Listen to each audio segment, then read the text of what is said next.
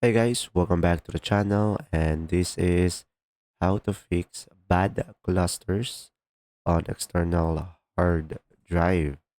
So first thing is just simply go to the start menu on the bottom left and just simply search for CMD, and here you should be able to see command prompt and just simply run as administrator.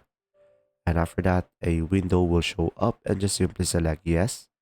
And now here guys, just simply type in chk tsk space, and from here go to the file explorer, and now here go to this PC, and now just simply check the letter of your external hard drive. So for me it will be D, so just simply type D and then double colon.